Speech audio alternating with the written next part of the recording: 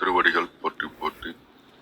திருமந்திரம் 4ஆம் தந்திரம் 2வது அத்தியாயமாக திருவம்பல சக்கரம் 967வது மந்திரம் என்று சிந்திக்க உள்ளோம்.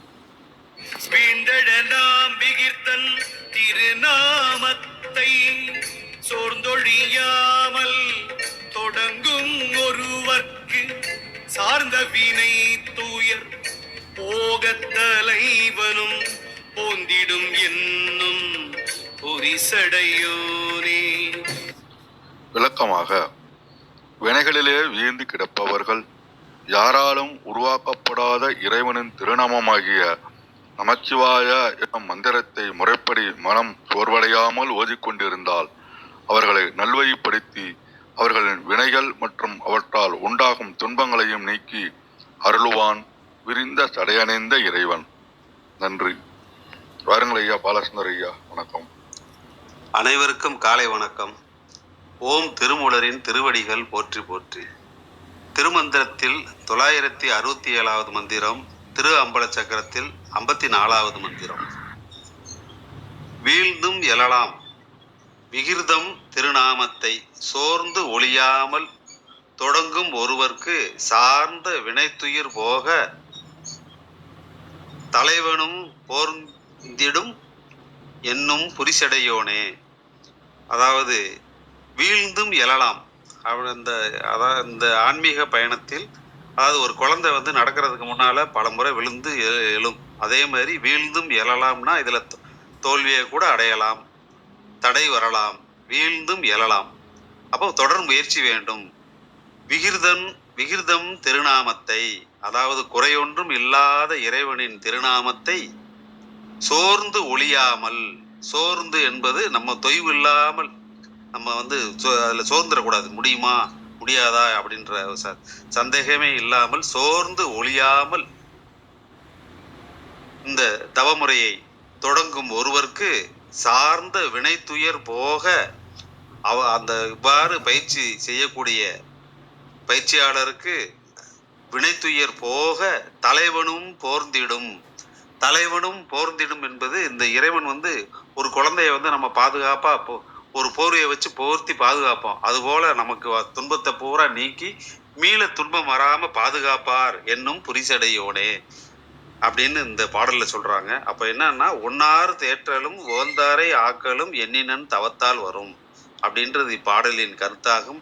எனவே திருவம்பல சக்கரத்தில் உள்ள திருமந்திரத்தை நினைத்து நாம் தியானம் செய்து பயிற்சி பெற்று தொடர்ந்து முயற்சி செய்வோமாக. வாய்ப்புக்கு நன்றி, வணக்கம். நன்றிங்க ஐயா. வாருங்கள் ஐயா. ப்ரொஃபசர் ஐயா, வணக்கம். அனைவருக்கும் இனிய காலை வணக்கம். ஓம் திருமூலர் திருவடிகள் போற்றி போற்றி. இந்த பாடல் 967 ரொம்ப எளிமையா சொல்றதா இருந்தா, சிவன் அழைப்பான். சிவன் யாரை அழைப்பான் அப்படின்னு பார்த்தா, இந்த பாடல் என்ன சொல்லுது? வீழ்ந்தெழலாம் விகிர்தன் திருநாமத்தை சோர்ந்தொழியாமல் தொடங்கும் ஒருவருக்கு சார்ந்த வினை துயர் போக தலைவனும் போந்திடும் என்னும் புரிசடையோனே. சிவன் ஒருவராலும் படைக்கப்படாதவன் ஆவான். சோர்வின்றி அவன் திருநாமத்தை தொடர்ந்து ஓதுபவரின் வினைகளும் அவற்றின் பயனாகிய துன்பங்களும் நீங்கிவிடும். நீங்கிவிட்டால் பிரணவ ஒளியில் சிவன் என்னோடு வாருங்கள் என்று நம்மை அழைப்பான். அப்ப சிவன் அழைப்பான்கிறதா இதோட சாராம்சம். எப்ப யார அப்படின்னு கேட்டா, அவனோட நாமத்தை தொடர்ந்து நம்ம சொல்லிட்டு இருந்தா நம்ம வினைகள் போக்கி நம்மளை கூப்பிடுறாருன்னு நம்ம அர்த்தம் பண்ணிக்கலாம் எளிமையா. அடுத்து பாத்தீங்கன்னா, திருவருள் துணையால் திரு ஐந்தெழுத்தை முறையாக இடைவிடாது நம்ம கவனிக்கணும். முறையாக இடைவிடாது கணித்தால் உலகியல் நுகர்வுடன் அதன் கண் தொடக்கின்றி வாழ்தலும் ஆகும். பிறவி பெருந்துயர் நீங்கி தம் முதல் குருவுமாய் வந்தருள்வன் அவனே புரி சடையோனாவன். புரி சடையோன் அப்படின்னா என்னன்னா, புரி பிளஸ் சடையோன், அதாவது திருவாதிரை நாளை விரும்புவோன். புரிதல் அப்படின்னா விரும்புதல், சடைனா திருவாதிரை திருநாள், நாள்னா நட்சத்திரம், சடை அப்படின்னா பின்னல். ஒன்றாய் வேறாய் உடனாய் விரும்பியுரையும் புணர்ப்பினோன் புரிசடையோன் எனப்படும். இங்க புணர்ப்புனா பின்னல், அத்விதம்னு சொல்றாங்க. அதாவது அஞ்செழுத்தை விதிப்படி உச்சரிக்கும் ஒருவன் பந்தத்தினின்றும் விடுபடலாம், சிவனும் வெளிப்படுவான் அப்படின்னு சொல்றாங்க. கொஞ்சம் நீண்ட விளக்க மாதிரி பார்த்தோம்னா, சிவனது திருப்பெயராகிய திருவைந்தெழுத்தை தளர்ச்சியின்றி ஓத உறுதி பூண்டு நிற்பவர்க்கு ஓத உறுதி பூண்டு நிற்பவர்க்கு வினைக்குழியில் வீழ்ந்து கிடந்தாலும் எழுந்து கரையேறுதல் கூடுவதாம். மேலும் அப்பெருமான் அவர்களை வினை துன்பம் விட்டொழியுமாறு தன்மாட்டு அழைத்து ஆண்டு கொள்வான். குறிப்பு பாத்தீங்கன்னா, எனின் திருவைந்தெழுத்தால் போகமும் மோட்சமுமாம் எனல் நுதலிற்று. விகிர்தனாகிய இறைவன் திருநாமமாகிய திருவைந்தெழுத்தை மனஞ்சோர்ந்து விடாமல் செபிக்கும் ஒருவருக்கு போகத்தை துய்த்தலாகிய வீழ்தலும் அதனின்று மீழுதலாகிய எழுதலும் ஆம். திரும்பவும் சொல்றேன், இறைவன் திருநாமமாகிய திருவைந்தெழுத்தை மனம் சோர்ந்து விடாமல் ஜெபிக்கும் ஒருவருக்கு போகத்தை துய்த்தலாகிய வீழ்தலும் அதனின்று மீழுதலாகிய எழுதலும் ஆம். புரிசடையோனாகிய தலைவனும் அவற்றால் விளையும் துன்பமும் நீங்க விட்டு விலகுவதற்கு வாருங்கள் என்று அழைப்பார் என்றவாறு. போகம் விருப்பத்தால் விளைவதலாகிலின் வீழ்ந்து என்றார். வீழ்தல்னா விரும்புதல், எழல் போகத்தினின்று மீளல், முத்தி. ஆகவே தூள சூக்கும பஞ்சாட்சரங்கள் போக மோட்சங்களை தருவதாம் என்பது சோர்ந்து அப்படின்னா மறந்து. நாதன் நாமம் நமச்சிவாயவே என்பதும் நான் மறக்கினும் சொல்லுனா நமச்சிவாயவே என்பதும் ஈண்டு இணைந்து எண்ணத்தக்கன புரிசடையோன் அப்படின்னா 5, 7, 9, 11, 13 புரிகளாக பிரிந்துள்ள சடையை உடையவன். சடை திருவாதிர நாள், புரிசடையான் என்பதனை சடைபுரியான் என விகுதி பிரித்து கூட்டி திருவாதிரை நாளை விரும்புதலையுடையான் எனவும் கூறலாம் அப்படின்னு சொல்றாங்க. இன்னும் கூட பாத்தீங்கன்னா, சி பஞ்சாக்கர சபத்தால் வினை கெட இறைவன் போந்திடும், அதாவது போந்திடும்னா வாரும் என்னும் என்பதாம். இதனால் இம்மை மறுமை இன்பங்களும் உண்டாம் என்பது உணர்த்தப்பட்டது. மொத்தத்துல சிவன் அழைக்கிறான் யார? முறையாக இடைவிடாது அந்த பஞ்சாட்சர மந்திரத்தை தொடர்ந்து செபிச்சுட்டு இருந்தா அதோட பயன்கிறது என்னன்னா, நம்மளோட கர்ம வினைகள்லாம் நீங்கி துன்பங்கள்லாம் நீங்கி நம்மள வீடு பேரு அப்படின்னு நம்ம எதை நினைச்சு போறோமோ அது கிடைக்கும்னு சொல்றது எளிமையா புரியுது. வாய்ப்பு தந்தமைக்கு நன்றி. நன்றிங்க ஐயா. பாருங்க ஐயா, பிதாவனுக்கும் ஐயா வணக்கம். வணக்கம் ஐயா, அனைவருக்கும் வணக்கம். திருமூல திருவடியை போற்றி. இந்த பாடல்ல இதுக்கு மேல விளக்கம் தர முடியாது. ப்ரொஃபஸர் ஐயா நல்ல அற்புதமான இறைவன் அழைக்கிறார் அப்படின்னு சொல்லி அந்த புரிசடையோனுக்கு தகுந்த விளக்கம், நல்ல அற்புதமான விளக்கம். இது என்னுடைய பார்வையில ஒரு சின்னதாக ஒரு மாற்று கருத்தா, விழுந்தெல்லாம் விகிர்தன் திருநாமத்தை, அதாவது பிறப்பு எடுத்த உயிரினங்கள், ஏன்னா அவங்ககிட்ட இருந்து தான் நம்ம வந்திருக்கோம், அப்பகிட்ட இருந்து தான் புள்ள வந்திருக்கேன். அப்போ இந்த உயிரினங்களை தான் விழுந்தெல்லாம் விகிர்தன் திருநாமத்தை. அப்போ இந்த பிறப்பெடுத்த உயிரினங்கள் அனைத்தும், ஏன்னா 5 எழுத்துல இருந்து தான் உலகமே எல்லாமே உற்பத்தி ஆச்சுன்னு போன பாடலில் சொல்லியிருக்காங்க. அப்போ இந்த பாடலில் அப்போ அப்படி தோன்றின அந்த உயிரினங்கள் எதை பிடிக்கணும் அப்படின்னா விகிர்தனை பிடிக்கணும். அந்த விகிர்தனுடைய திருநாமம் என்னன்னா திருவைந்தெழுத்து. அந்த திருவைந்தெழுத்தை சோர்ந்த ஒழியாமல் அப்படின்னு சோர்ந்து ஒழியாமல் அப்படின்ற சோர்ந்து ஒழியாமல் அப்படின்னு போடுறாங்க. அந்த சோர்ந்து ஒழியாமல் தொடங்கும் ஒருவருக்கு, அது என்ன தொடங்கும் என்ற வார்த்தையை வச்சிருக்காரு. இது என்னோட புரிதல் என்னன்னா, அனுதினமும் தொடங்கணும். அனுஷணமும்ன்றத அது இறைவனோட ஐக்கியமானவங்களுக்கு அனுஷணமும் அவனுடைய நாமத்தை ஓதிக்கிட்டே இருப்போம். அவங்க வேலை செஞ்சுக்கிட்டே இருந்தா கூட உடலுக்குள்ள ஓங்காரம் போயிட்டே இருக்கும். அது ஆனா முதல்ல அது என்னன்னே தெரியாதவங்களுக்கு அது என்ன சொல்றாரு, அப்படி சோர்ந்துராத தொடர்ச்சியா தொடங்கணும்.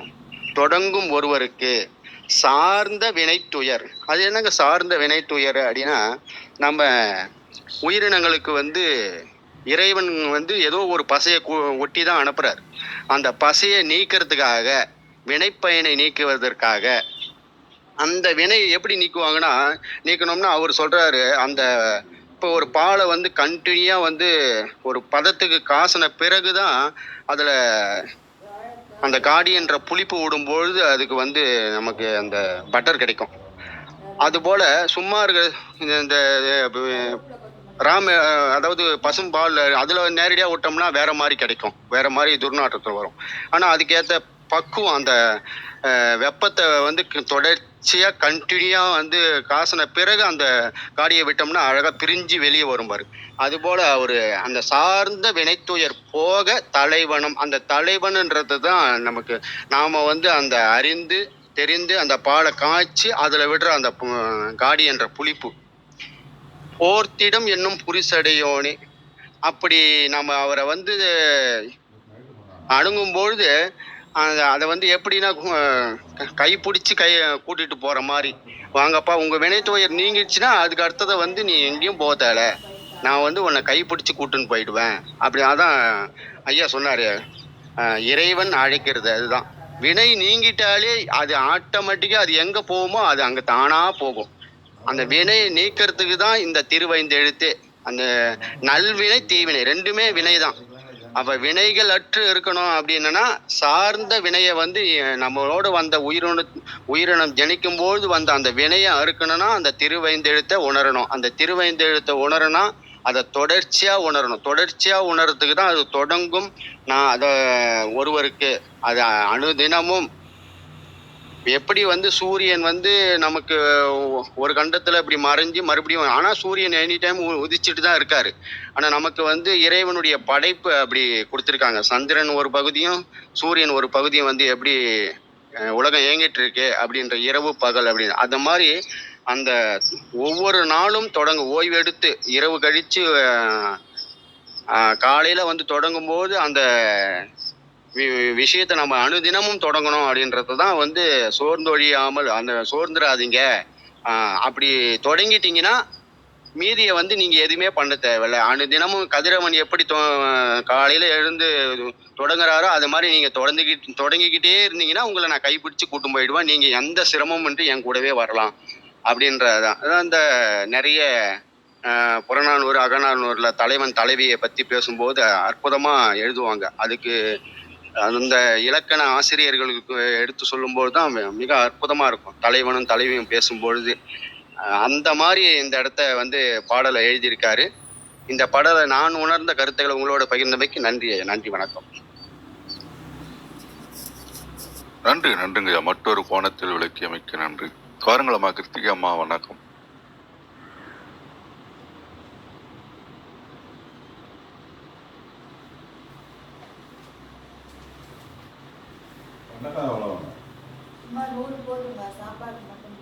வணக்கம். இன்றைக்கு சத்யநாராயண உரை கேட்டிருந்தது. நன்றி. இப்போ வீண்டெழலாம் மிகிர்தன் திருநாமத்தை அப்படின்னு சொல்றாங்க. யாருக்கு அப்படின்னா சேர்ந்தொழியாமல் தொடங்கும் ஒருவருக்கு அப்படின்றாங்க. அப்போ சேர்ந்து அப்படின்னு சொல்றாங்க. ஆனா அநேக உரையாசிரியர்கள் அதை எப்படி எடுத்திருக்காங்கன்னா சோர்ந்தொழியாமல் அப்படின்னு எடுத்திருக்காங்க. அது ஏன் அப்படிங்கிற ஒரு கேள்வி எனக்குள்ள இருக்கு. ஏன்னா எல்லா உரையாசிரியர்களும் சோர்ந்தொழியாமல்னு, ஏன்னா ஒரு சில பிரதிகள்ல வந்து சோர்ந்தொழியாமல் அப்படின்னு இருக்கு. அதனால வந்து ஒருவேளை அந்த மாதிரி இருக்கலாம். ஆனா நான் எங்கிட்ட இருக்கக்கூடிய அநேக பிரதிகள்ல பழைய பிரதியில என்ன இருக்குன்னா சேர்ந்தொழியாமல் அப்படின்னு தான் இருக்கு. ஒருவேளை நம்ம இவங்கள்ட்ட என்ன இருக்குன்னு நான் இன்னும் பார்க்கல. நம்மளோட அந்த நம்ம ஃபாலோ பண்ணக்கூடிய பொருள்ல எப்படி இருக்கு? சேர்ந்தொழியாமல்னு இருக்கா, சோர்ந்தொழியாமல்னு இருக்கா? சோர்ந்தொழியாமல்னு இருக்கு. நம்மளோட சோர்ந்து ஒழியாமல்னு இருக்கு அம்மா. ஆனா பழைய பிரதிகள்ல பாத்தீங்கன்னா சேர்ந்தொழியாமல் அப்படின்னு இருக்கு. இந்த மாதிரியான மருவுகள் வரக்கூடிய சாத்தியக்கூறு தான். எதா இருந்தாலும் பொருள் வந்து ரொம்ப மாறாது. ஆனாலும் ஒரு சிறிய மாற்றம் இருக்கும். எப்படி அப்படின்னாக்கா சேர்ந்து ஒழியாமல் தொடங்கும் ஒருவருக்கு அப்படின்னா எதோடு சேர்ந்து ஒழியாமல் அப்படின்னு ஒரு கேள்வி வரும். அதற்கு உண்டான பொருளாக சோர்ந்து அப்படின்னு எடுத்துக்கலாம். எதோட சேருவோம் நம்ம? வினைகளோடு, மாயைகளோடு, உலகில் இருக்கக்கூடிய அந்த உலகியல் எண்ணங்களோடு நாம் சேர்ந்து அப்படிங்கிற ஒரு ஒரு பொருளை வந்து நம்ம எடுத்துக்கலாம். அப்ப என்ன ஆகும்? சோர்ந்து ஒழிவோம். அதனால கூட இவங்க வந்து சோர்ந்து அப்படின்னு எடுத்துக்கலாம். ஆனா இந்த இடத்துல ஒரு ஒரு ஒரு செயல், அந்த செயலினுடைய விளைவு அப்படி பார்க்கணும் நம்ம. சேர்ந்து அப்படிங்கிறது ஒரு செயல், அதனுடைய விளைவு அப்படின்னு பார்க்கும்போது அது சோறுதல் அப்படின்னு நம்ம பார்க்கணும். அப்போ ரெண்டுக்கும் உண்டான ஒரு சின்ன வித்தியாசம் இருக்கு. அப்ப இந்த செயலை செய்யக்கூடியது யார், அதனுடைய விளைவை அனுபவிக்க கூடியது யார் அப்படிங்கிற ஒரு பார்வையும் நமக்குள்ள அந்த இடத்துல வரணும்.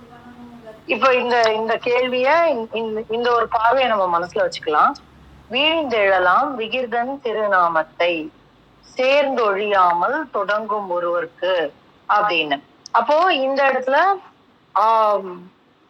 அவருடைய திருநாமத்தை சேர்ந்து நாம் வந்து ஒழியாமல் அப்படின்னாக்க காணாமல் போவது, அதாவது அதை கடந்து செல்லாமல் இருப்பது அப்படின்னு அந்த மாதிரி எடுத்துக்கலாம். அப்ப நம்ம அவரோட திருநாமத்தை சேரவில்லை என்றால் என்ன நடக்கும்? சோர்ந்து ஒழிந்து விடுவோம் அப்படின்னும் நம்ம இந்த இடத்துல எடுத்துக்கலாம். அப்போ இது எல்லாமே எங்க நடக்கிறதுன்னு நம்ம பார்த்திருக்கோம். சூட்சுமமாக நடக்கக்கூடியது அப்படின்னு நம்ம பார்த்திருக்கோம். அந்த அடிப்படையில தான் இந்த பாடல்கள் எல்லாத்தையுமே நம்ம பார்த்துட்டு வரோம். அப்போ சூட்சுமமா நடக்கும்போது என்ன நடக்கும் அப்படின்னா, நம்ம இந்த தெளிவு பெற்றவர்கள், ஆற்றல், குண்டலினி ஆற்றல் தன்னுடைய சகசிரா தலத்தை தொடும் அளவிற்கு பயணப்பட்டவர்கள் எப்பவுமே அங்கேயே நிற்க முடியாது. என்ன நடக்கும் அப்படின்னா, அது கீழே வரும். கீழே வந்து திரும்பி மேலே ஏறும். அப்ப நினைத்த மாத்திரத்தில் இறைபரம்பொருளை, நம்முடைய உணர்வுகளை தேக்கிக் கொள்ளக்கூடிய ஆற்றலை பெற்று விடுவார்கள். ஆனா என்ன நடக்கும்? எப்பவுமே சகசிர தலத்துல நிற்க முடியாது. அப்படி நின்னாங்கன்னா நம்ம வந்து யோக சமாதிக்கோ ஜீவ சமாதிக்கோ போகக்கூடிய ஒரு சூழல் ஏற்படும். அது வேற நிலை. ஆனால் இந்த உலகத்தோடு இயங்குகின்ற நிலைதான் இன்னும் பார்த்துட்டு இருக்கோம். ஏன்னா புற சக்கரங்கள் பார்த்தோம், அகச்சக்கரங்கள் பார்த்தோம், அதுலயும் சூட்சுமமா பார்த்துட்டு இருக்கோம். அப்போ இது மேல வரலாம், கீழே போகலாம், வீழ்ந்து எழலாம், வீழ்ந்து எழலாம். அப்போ கீழே வந்தாலும் மேல போகும், மேல போயிட்டு இருந்தது திருப்பி கீழே வரும்.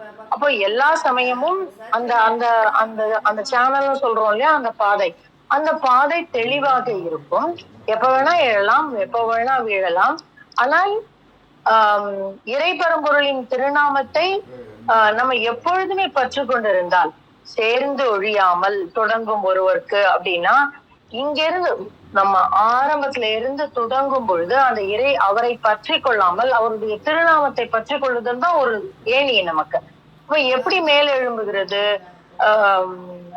வாசியை கொண்டுதான் நம்மால் மேல எழுப்ப முடியும் இல்லைங்களா? அந்த மேல எழுப்பும் போது அந்த வாசியை பற்றி கொள்வதற்கு ஒரு சூட்சமம் சொல்றாரு. என்ன சொல்றாரு? நாமத்தை சேர்ந்து ஒழியாமல் தொடங்கும் ஒருவருக்கு. அப்ப அவருடைய நாமத்தை சேர்ந்து ஒழியாமல் தொடங்கும் ஒருவருக்கு சார்ந்த வினை பெயர் போக அப்படின்னு சொல்றாரு. அப்போ இந்த இடத்துல நம்ம வந்து அவருடைய நாமத்தை அப்படின்னு நம்ம தனியா வச்சுட்டு, வினைகளை பற்றி கொள்ளாமல், மாயையை பற்றி கொள்ளாமல் அவருடைய நாமத்தை பற்றி நம்ம வந்து தொடங்கும் பொழுது என்ன நடக்கும் அப்படின்னா, வினை துயர் போகும். வினை துயர்னா அந்த இடத்துல மாயை இல்ல, மாயையினால் மட்டுமே வினைகள் வந்து வரும். அப்போ என்ன நடக்கும் அப்படின்னா, இந்த உலகில எத்தனை விஷயம் நடந்தாலும், இந்த உலகில எத்தனை துயரங்கள் வந்தாலும், இல்ல எத்தனை மாயைகள் மறைத்தாலும் அவனுடைய தரிசனம் மறைவதில்லை அப்படிங்கறதுதான் அந்த இடத்துல ஒரு பொருள். அப்போ அவர் வந்து வினை துயர் போக தலைவனும் போந்திடும் என்னும் புரிசடை. அப்ப இந்த இடத்துல புரிசடை அப்படிங்கறத வந்து இறைபரம்பொருளினுடைய குறிப்பாக சொல்லப்படுகிறது. நம்ம எப்படி புரிஞ்சுக்கலாம் அப்படின்னாக்கா, சகசிரதலம் நம்முடைய சடை அது எங்க இருக்கு அப்படின்னாக்கா அவனுடைய காலடியின் கீழ் இருக்கிறது. அதனாலதான் சொல்றாரு போந்திடும் என்னும் புரிசடைவானே. அப்ப நீ உள்ள வந்துடு அப்படின்றாங்க. போந்துதல் அப்படிங்கிறதுக்கு நிறைய பொருள் இருக்கு. ஆனா பொதுவா போந்துதல் அப்படிங்கிறது ஒரு குறிப்பிட்ட பகுதியை சொல்லக்கூடிய ஒரு இடத்துக்குள்ள போகிறத சொல்றது. அந்த மாதிரி ஒரு ஒரு மேடான நிலத்திற்கோ இல்ல ஒரு தனித்த நிலத்திற்கோ போகக்கூடியதை சொல்லக்கூடியது. நீங்க இந்த போந்துதல் அப்படிங்கிற ஒரு வார்த்தை வந்து பொதுவா நம்ம அதிகமா உபயோகம் பண்ணாத ஒண்ணு. இந்த மாதிரி செய்யுள் இடங்கள்ல தான் நம்ம உபயோகம் பண்றோம். அப்படி சொல்லும்பொழுது அதை எதற்காக உபயோகம் பண்ணுகிறோம் அப்படின்னா, ஒரு ஒரு ஒரு தனித்த இடம். நார்மலா நம்ம வாசல்ல போற மாரி இல்ல. இல்லன்னா ஒரு ரூமுக்குள்ள போற மாரி இல்ல. அது வந்து ஒரு தனித்த இடம். எய்தர் ஒரு ஒரு பள்ளமான இடமா இருக்கலாம், இல்ல ஒரு மேடான இடமா இருக்கலாம், இல்லன்னா ஒரு தனித்த இடமா இருக்கலாம். நீங்க இந்த நிகண்டுல எல்லாம் பாத்தீங்கன்னா, இந்த போந்துங்கிறதுக்கு இணையான வார்த்தைகள், இணையான சொற்கள் வந்து ரொம்ப அழகா இருக்கும். அது வந்து இந்த தனித்த இடத்தை சொல்லக்கூடிய ஒரு பொருளாதான் வருது. அப்ப இந்த இடத்துல போந்திடும் என்னும் புரிசடையோனே அப்படின்னா என்ன அர்த்தம் அப்படின்னாக்கா, அந்த இறைவனுடைய திருநாமத்தை நாம் சொல்லி நம்முடைய வாசியை கொண்டு மேலெழும்பி செல்லும் பொழுது அந்த அவனுடைய பாத கமலங்களில் புரிசுடையோனின் பாதங்களில், அதாவது நம்முடைய இந்த இந்த அகம சூட்சுமமா பார்க்கும்போது இந்த இந்த இந்த அவனுடைய துவாரசாந்த வெளி, அவனுடைய இருப்பு இருக்கக்கூடிய அந்த துவாரசாந்த வெளியில் நம்மால் புக முடியும் அப்படின்னு சொல்லக்கூடிய ஒரு பாடலா இருக்கு. இதுவும் வந்து ஒரு ஒரு சூட்சுமமான விஷயம். நீங்க வெளிப்படையா பாத்தீங்கன்னா ரொம்ப அற்புதமான உரைகள் இருக்கு நமக்கு. அவனுடைய திருநாமத்தை சொல்லும். ஆமா, இந்த இடத்துலயும் அதே திருநாமத்தை தான். ஆனா அதை எங்களும் சூட்சுமமாக உணர்ந்து மேலேறி செல்வது அப்படிங்கிற ஒரு விஷயம் இருக்கு. அதை தாண்டி இந்த என்ன நடக்கும் நமக்குள்ள அப்படின்னு. ஏன்னா இந்த இந்த ஆன்ம அனுபவம் பெற்றவர்கள், தெளிதலை பெற்றவர்களுக்கு ஒரு குழப்பம் நேரும். என்ன இது, நம்ம நம்ம இவ்வளவு தெளிந்திருக்கிறோம், இவ்வளவு ஆன்ம அனுபவம் பெற்றிருக்கிறோம், ஆனாலும் இந்த விஷயங்கள் நம்ம திருப்பி இங்க கீழே இறங்குறோம், திருப்பி மேல ஏறோம், ஐயோ நம்ம இப்ப கீழேயே இருந்துருவோமோ அப்படின்ற ஒரு பயம் எல்லாம் இருக்கும். அது அது வரும். அப்போ ஏன்னா நம்ம வந்து இன்னும் முழுமையாக அவனிடம் சரணடையவில்லை. இந்த ஒரு ஒரு பக்கத்துல உலகியல் வேலைகளை பார்த்துட்டு தான் இருக்கோம். சோ அப்படி பார்க்கும் பொழுது நீ சோர்வடைய தேவையில்லை. நீ என்னுடைய திருநாமத்தை பற்றிக்கொள். அதை பற்றி நீ மேலெழும்போது உன்னால் மிக எளிதாக உயரத்திற்கு செல்ல முடியும், உச்சத்திற்கு செல்ல முடியும் அப்படின்னு சொல்றாரு. இது ஒரு அற்புதமான ஒரு ஊன்றுகோல் மாதிரியான ஒரு மந்திரம். அதை உங்களோடு பகிர கிடைத்த இந்த காலை வேளைக்கு நன்றி சொல்லி என்னுடைய பகிர்தலை முடித்துக் கொள்கிறேன். நன்றி நண்பர்கள். நன்றி, நன்றிங்கம்மா. பாருங்கள் ஐயா, மகேந்திரன் ஐயா, வணக்கம். வணக்கம் அனைவருக்கும். வணக்கம். ரொம்ப ரொம்ப அருமையான விளக்கங்கள் அந்த பாடல் சார்ந்து வந்திருக்கு. சிறப்பு சிறப்பு.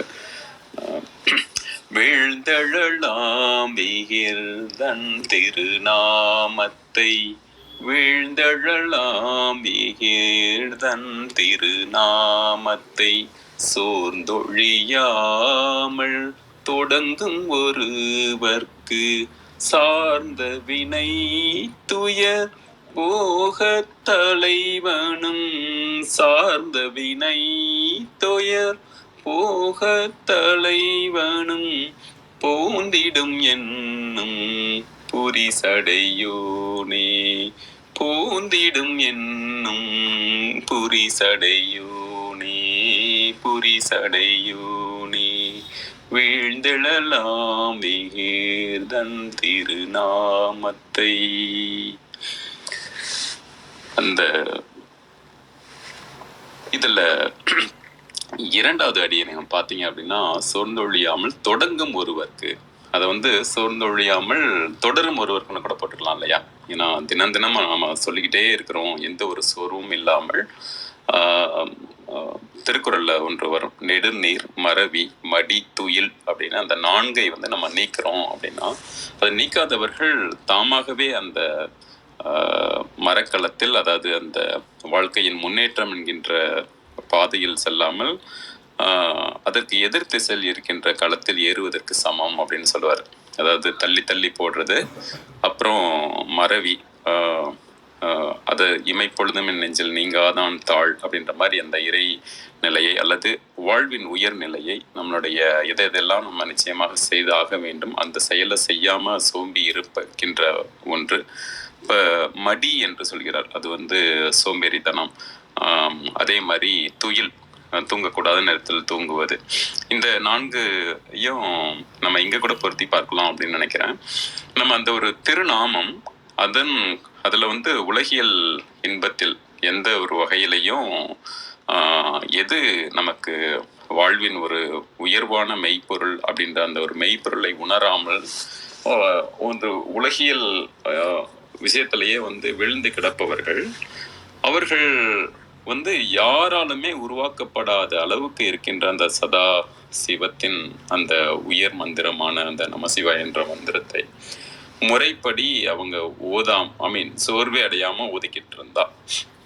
அதாவது இது என்ன அப்படின்னா, இதற்கு யாராலும் படைக்கப்படாத அளவுக்கு ஒரு மிகப்பெரிய ஒரு நிலை ஒன்று இருக்கிறது. அந்த ஒரு உயர்நிலையில் நம்ம எந்த அளவுக்கு பற்றற்றான் பற்றினை பற்றுக பற்றி பற்றுக பற்றி விடற்குன்னு நம்ம வள்ளுவர் சொல்றார் இல்லையா, அந்த மாதிரி அந்த ஒரு நிலையில் நம்ம பற்றுதல் யார் மேல இருக்கணும் அப்படின்னா, உலகியல் பற்றை விட நம்ம அந்த உலகை படைத்த அந்த ஒரு பேராற்றலின் மீதான பற்றை நம்ம நிறைய வளர்த்து கொண்டு அந்த ஒரு நாமத்தை எந்த ஒரு சோர்வும் இல்லாம அதான் தினம் சொல்றமே அப்படின்ற மாதிரிலாம் இல்லாம அதனுடைய உயர் நாமத்தின் நிலையை அந்த ஆகம முறைப்படியோ அல்லது அந்த திருநாமத்தின் முறைப்படி மிக சரியாக ஓதுனோம் அப்படின்னா என்ன நடக்கும் அப்படின்னா, அதை தொடங்கும் ஒருவருக்கு நீ வைக்கிறார், தொடரும் ஒருவருக்குன்னு வைக்காம அப்படின்னு பார்க்கும் பொழுது நம்மளுடைய அதுக்கும் கூட திருக்குறளை கூப்பிடணும் அப்படின்னு நினைக்கிறேன். அதுல ஒரு திருக்குறள் ரொம்ப அருமையான ஒரு திருக்குறள் வரும். அது நம்மளுடைய வாழ்க்கைய நம்ம பார்க்கும் பொழுது முழுக்க முழுக்க ஒரு பாட்டு வரும். நாள் என ஒன்று போல் காட்டி உயிர் ஈரும் வாழது உணர்வார் பெறின் அப்படின்னு வரும். நம்ம பார்க்கும் பொழுது எல்லா நாளும் ஒரே மாதிரி நாள் தான் இருக்கு அப்படின்னு நம்ம நினைச்சுப்போம். சரி, இப்ப நம்ம சொல்லும் பொழுதும் கூட ஒவ்வொரு முறையும் அந்த திரு மந்திரத்தை சொல்லும் பொழுது, அதனுடைய உயர் நாமத்தை சொல்லும் பொழுது அந்த அப்போதான் முதல் முறை சொல்றீங்க அப்படின்ற உணர்வோட நீங்க பாருங்களேன். இப்ப இது அமேசான் நிறுவனர் ஒன்று சொல்றார். ஒவ்வொரு நாளுமே நம்ம பணியாற்றும் பொழுது அன்றுதான் முதல் நாள் அந்த பணியில சேர்ந்தோம்னா எந்த அளவுக்கு ஆர்வத்தோட கத்துப்போம், எந்த அளவுக்கு நம்ம அந்த செயலுடைய ஒரு நல்ல ஒரு நிலைக்கு அதை கொண்டு போகணும் அப்படிங்கிற ஒரு ஆர்வத்திலையும் ஒரு தன்னை ஒரு மாணவனா மாணவியா இருத்தி கொண்டு அங்க கற்றுக்கொள்கின்ற மனநிலையோட நம்ம செய்கின்ற ஒன்றையும் அப்படி எடுத்து பார்ப்போம். இப்போ வாழ்க்கையிலும் பார்த்தோம் அப்படின்னா நம்ம பெஸ்ட் இன் எவ்ரிதிங் அப்படிங்கிறத விட பெஸ்ட் ஸ்டூடெண்ட், அப்புறம் நம்ம எந்தெந்த நிலையில இருக்கிறோமோ எந்தெந்த துறையில இருக்கிறோமோ அதுல அப்பதான் ஒரு மாணவ நிலையா நம்ம கத்துக்கிறோம் அப்படிங்கிற பார்வையில இருந்து கத்துக்கும் பொழுது அதுல எப்பயுமே நல்ல ஒரு உயர்வை அடைய முடியும். அது போல இங்கு சோர்ந்து ஒழியாமல் தொடங்கும் ஒருவருக்கு, அப்ப ஒவ்வொரு முறையும் இப்பதான் முதல்ல பாக்குறோம். எதுக்கு நான் அந்த ரிலேஷன்ஷிப் ஒர்க் ஷாப்லாம் பண்ணும்பொழுது கூட ஒன்று சொல்வது, இந்த மாதிரி கணவன் மனைவிக்கான ஒரு சிலர் இந்த மாதிரி ஒரு விளையாட்டுக்காக நகைச்சுவைக்காக சொல்லுவாங்கல்ல, நீங்க நடந்து போகும் பொழுது அவங்க கல்யாணம் ஆன அந்த முதல் ஓரிரு ஆண்டுகள்ல அவங்க இணைந்து சேர்ந்து நடப்பதற்கும், அதே சமயம் ஒரு 15-20 ஆண்டுகள் கழிச்சு அவங்க நடக்கும் பொழுது எவ்வளவு இடைவெளி இருக்குங்கிறத பொறுத்து அவர்களுடைய திருமணத்துக்குள்ள இருக்க இதை சொல்லலாம்னு ஒரு நகைச்சுவையா சொல்லுவாங்க. அது மாதிரி இல்லாம அன்றன்று பார்க்கும் பொழுது அப்போதுதான் பார்க்கின்ற அன்றலர்ந்த மலர் அப்படின்ற ஒன்றை சொல்வார்கள் இல்லையா, அது மாதிரி அப்பதான் பூத்த ஒரு பூன்ற மாதிரி நம்முடைய இறை தொழுகையும் கூட இறையின் அந்த ஒரு மந்திரத்தை சொல்லும் பொழுதும் கூட அப்போதுதான் சொல்கிறோம் அப்படின்ற நிலையோடு நம்ம தொடங்கும் ஒருவருக்கு சார்ந்த வினை துயர் போக, அது தனக்கு அந்த கர்ம வினைப்பதிவுகளோ அல்லது துன்பங்கள் போக தலைவனும் போந்திடும் என்னும் புரி சடையோடே அப்படி சொல்லும் பொழுது அதனுடைய தொடர்ந்து ஓதுபவருக்கு எந்த ஒன்றுமே வினை ஏதும் இல்லை, அவருக்கு எந்த ஒரு துயர் என்றும் இல்லை, துன்பம் இனி இல்லை, சோர்வில்லை அப்படின்னு பாரதி சொல்வார் இல்லையா, சோர்வில்லை தோற்பில்லை அப்படின்னு பாடுவார். அந்த மாதிரி நமக்கு அந்த சரண் அடையும் பொழுது, சரணடைந்து அதனுடைய மந்திரத்தை தொடர்ந்து சொல்லும் பொழுது நமக்கான அந்த எந்த ஒரு துன்பங்களும் இருந்தாலும் அந்த வினை துன்பங்கள் நீங்கிவிடும். அது நீங்கினாவே என்ன ஆகும் அப்படின்னா, இதை பற்றி சொல்லும் பொழுது இந்த பாடல் என்ன சொல்றாரு அப்படின்னா, ஒரு மாதிரி சிவனே அழைப்பானா அந்த ஒரு பிரணவ ஒளியில் வாங்க வாங்க என்னோடு வாருங்கள், என்னோடு இணைந்து கொள்ளுங்கள் அப்படின்னு சொல்வது போல அழைக்கிறார் அப்படின்ற ஒரு பொருள் எல்லாம் இந்த பாடல் புரிந்து கொள்ளலாம். நன்றி, வாய்ப்புக்கு நன்றி.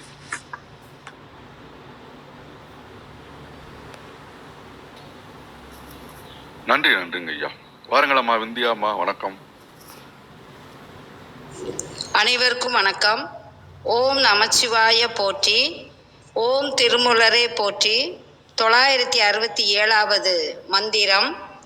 வீழ்ந்து எழலாம் விகிர்தன் திருநாமத்தை சோர்ந்து ஒழியாமல் தொடங்கும் ஒருவர்க்கு சார்ந்த வினை துயர் போக தலைவனும் போர்ந்திடும் என்னும் புரிசடையோனே. வீழ்ந்து எழலாம் என்பதனுடைய பொருள், உலகியல் இன்பத்தில் வீழ்ந்து கிடப்பவர்கள் அதனின்று விழித்து எழ வேண்டும். விகிர்தன் அப்படின்னா குறைபாடுகள் இல்லாதவன். சிவபெருமான் குறைபாடுகள் இல்லாதவன், உருவாக்கப்படாதவன். இதுதான் அந்த பெயருக்கான பொருள். அவனுடைய திருநாமத்தை, என்ன நாமம் அப்படின்னா திருநா உயர்வுன்னு அர்த்தம். இந்த இடத்துல உயர்வான சிவபெருமான் நாமம்ங்கிறது நமச்சிவாய. சோர்ந்து ஒழியாமல் தொடங்கும் ஒருவருக்கு, இல்லற வாழ்க்கையில திருமணம் ஆகாதவங்க வாழ்க்கையில சோர்ந்து இருக்கக்கூடாது. சோர்வு மனிதனுடைய முன்னேற்றத்தை, வாழ்வை அழிக்கக்கூடியது. இறைவனை நாம் தொழ வேண்டும், அதில் பின்வாங்கக்கூடாது, சோர்ந்து போகக்கூடாது என்பதுதான் அதனுடைய பொருள். பரம்பொருளின் அழகிய பெயரை மனம் தளராது முறையாக தியானிப்பவர்கள் எப்படி இருக்க வேண்டும் அப்படின்னா, பந்த பாசங்களில் இருந்து அவங்க விடுபட வேண்டும். விடுபட்டு எழலாம். எப்ப எழலாம்? ஓம் நமச்சிவாய எனும் மந்திரத்தை சொல்லும் போது விடுபட்டு எழலாம். பாசம்னா தெரியும், மனிதர்களிடத்து உயிர்களிடத்து பாசமா இருக்கிறது, பந்தம் பற்றோடு இருக்கிறது. மயக்கம்னா அறியாமை. இந்த உலகம் நிலையற்றது என்பதை அறிந்திருந்தும் இந்த இளமை நிலையற்றது, யாக்கை நிலையற்றது, செல்வம் நிலையற்றது, வாழ்வே மாயை, இதெல்லாம் அறிந்தும் நாம் அறியாமையில் மூழ்கி கிடக்கிறோம். அதிலிருந்து விடுபட வேண்டும் என்பதே இந்த பாடலினுடைய பொருள். அப்படி நாம் வினை துன்பத்தை, வினை என்பது செயல், 2 செயல், நல்வினை தீவினை, சைவ சித்தாந்தம் சொல்லக்கூடியது. இந்த வினை துன்பமும் சிவனுடைய திருநாமத்தை நாம் சொல்ல நமக்கு நன்மையே நிகழும். தீவினையை நாம் செய்ய மாட்டோம், செய்யக்கூடாது. அவனை நினைத்தால் தீவினையிலிருந்து நாம் விடுபடுவோம். நம்மை தடுத்தாட்கொள்ளும் பொருட்டு தலைவனாக சிவபெருமான் வருகின்றார். அதைத்தான் பாடல்ல திருமூலர் எழுதுகிறார். சார்ந்த வினைத்துயர் போக தலைவனும் போர்ந்திடும் என்னும் புரிசடையோனே அப்படின்னு எழுதுறார். புரி அப்படின்னா அந்த இடத்துல விருப்பம்னு அர்த்தம். சடை அப்படின்னா சிவபெருமானுடைய சடாமுடின்னு அர்த்தம். போர்ந்திடும் அப்படின்னா வந்து எதிர்கொள்ளும். சோம்பேறித்தனத்தை விட்டு தியானத்தில் அமர்ந்து சிவபெருமானுடைய ஓம் நமச்சிவாய போற்றி அப்படின்னு அவருடைய திருநாமத்தை சொல்லி நாம உச்சரித்தோமானால் தீவினையிலிருந்து விடுபடுவோம். சிவபெருமானே நம்மளை ஆட்கொள்வார். இதுதான் மந்திரத்தினுடைய பொருள். மாணிக்க வாசகரை சிவபெருமானே ஆட்கொண்டார். அவர் பாடிய மிகச்சிறந்த ஒரு நூல் திருவாசகம். திருவாசகத்திற்கு உருகாதார் ஒரு வாசகத்திற்கும் உருகாரும்பாங்க. சிவபுராணம் முழுமையா நான் மனப்பாடம் செய்து ஒப்பிச்சிருக்கேன், எழுதியிருக்கேன், போட்டிகளில் கலந்து பரிசுகளும் வாங்கியிருக்கேன். எனக்கு ரொம்ப பிடிக்கும். அவர் ஞானி மட்டும் இல்லை, ஒரு விஞ்ஞானி. இந்த பிரபஞ்சத்தோட இயக்கத்தையே தன்னோட சிவபுராணத்தில் அருமையாக சொல்லியிருப்பார். சிவனுடைய மகிமையை ரொம்ப சிறப்பாக சொல்லியிருப்பார். அவர் பாருங்க, முதல்ல என்ன பண்ணுறாருன்னா, சிவபெருமானை மனதில் நினைத்து நமச்சிவாய வாழ்க, இறைவனை வாழ்த்துறார். இறைவனை வாழ்த்துறப்போ இவரோட மனசு உண்மையாகவே பரிசுத்தமானதாக தான் இருந்திருக்கும். அப்படி ஒரு நல்ல மனசு இருந்தால் தான் வாழ்த்த முடியும். எடுத்த உடனே அவர் வாழ்த்துறாரு. அதைத்தான் நாமளும் பின்பற்ற வேண்டும். நமச்சிவாய வாழ்க, நாதன் தாழ் வாழ்க, இறைவனுடைய திருவடி வாழ்கங்கிறார்.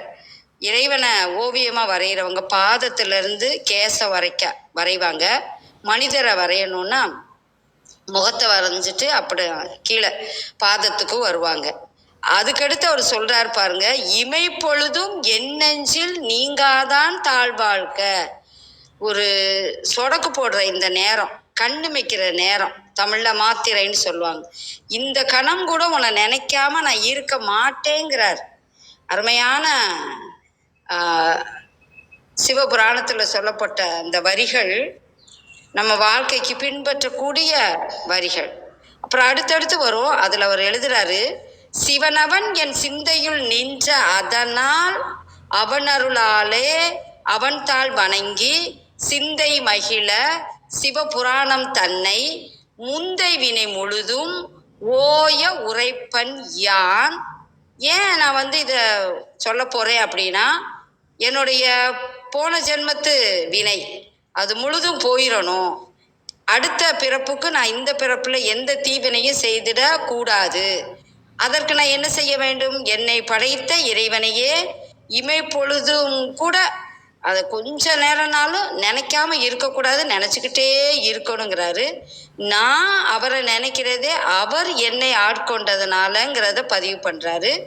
சிவனுடைய அருள் அது இன்னருள். மாணிக்கவாசகருடைய சிந்தை முழுதும் சிவன் தான் நிறைஞ்சு இருக்கிறாரு. அவரோட அனுபவத்தை நமக்கு சிவபுராணத்துல சொல்லி வழிகாட்டுகிறாரு. கண்ணுதலான்கிறார். நுதல்னா நெற்றி, கண்ணுதலான் மூன்றாவது கண் சிவபெருமானுக்கு, அது ஞானக்கண். நம்மை விட உயர்வானவர், எல்லா விதத்திலையும் நம்மையே படைத்தவர். ஏன் அப்படின்னா நமக்கு 2 கண்களை படைச்சிருக்காரு. அவருக்கு 3வது கண் ஞானக்கண், நெற்றிக்கண். கண்ணுதலான் தன் கருணை கண் காட்ட எய்தி, அவருடைய கருணையினாலதான், அவர் என்னை ஆட்கொண்டதுனாலதான் நான் அவரை நினைக்கிறேங்கிறார். எப்படி வெளிப்படையே சொல்றார் பாருங்களேன். இன்றைய மனிதர்கள்லாம் சிலதெல்லாம் சொல்ல மாட்டாங்க, நான் தான் சாதிச்சேன், நான் அப்படி இப்படி உயர்வு என்னாலதான் அப்படிலாம் பேசுவாங்க. அது ஆணவம், அது கூடாது. நம்ம மாணிக்க வாசகர் நாயினுக்கும் கடையனுபாரு. அதெல்லாம் முதுகலையில படிச்சப்போ எப்படி எவ்வளோ பெரிய ஞானி இவர் இப்படி சொல்றாரு, நம்மளாம் என்ன அப்படின்னு நான் நினைச்சிருக்கேன். அப்படி ஒரு அடக்கம், அப்படி ஒரு வெளிப்பாடு. தன்னை இறைவனுக்கு முன்னாடி சாதாரண ஒருத்தராக தான் நினைக்கிறாரு. கண்ணுதலான் தன் கருணை கண் காட்ட எய்தி எண்ணுதற்கு எட்டா எழில் ஆர் கடல் இறைஞ்சி. நினைச்சே பார்க்க முடியாது, எண்ண முடியாத அளவிற்கு பெருமைகளை கொண்ட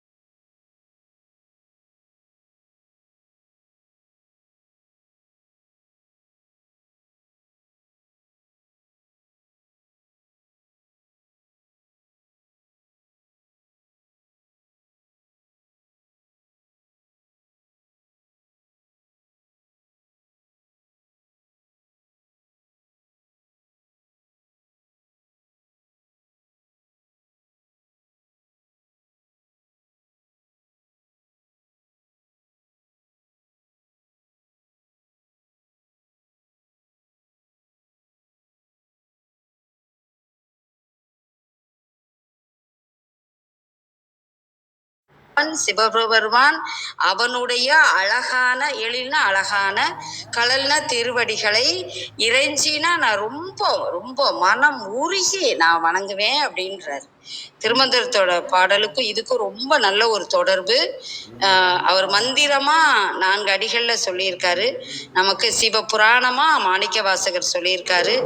மனதை ஒருமுகப்படுத்தி சிவ சிந்தனையோடு சிவனுடைய பெயராகிய ஓம் நமச்சிவாய அப்படின்னு அவர் வாழ்த்தி அவரை போற்றி நம்மளுடைய சோம்பலையெல்லாம் விட்டுட்டு இல்லற வாழ்க்கையில இருந்தாலே துறவு மனத்தோட நாம சிவபெருமானை நினைத்தால் நற்கதி கிட்டும். நாமும் வாழலாம், மற்றவர்களையும் வாழ வைக்கலாம். நமக்கு வழிகாட்டியாக நமக்கு குருவாக இருக்கின்ற திருமந்திரத்தை வாசிப்போம், நேசிப்போம், சுவாசிப்போம், அதன்படியே வாழ்வோம். நன்றி, வணக்கம். நன்றிங்கம்மா. நீண்டதொரு மற்றொரு பரிமாணத்தில் திருவாசகத்தையும் இதையும் இணைத்து பேசிய தங்களுக்கு நன்றி. வேற என்ன கேள்விகள், கருத்துக்கள்?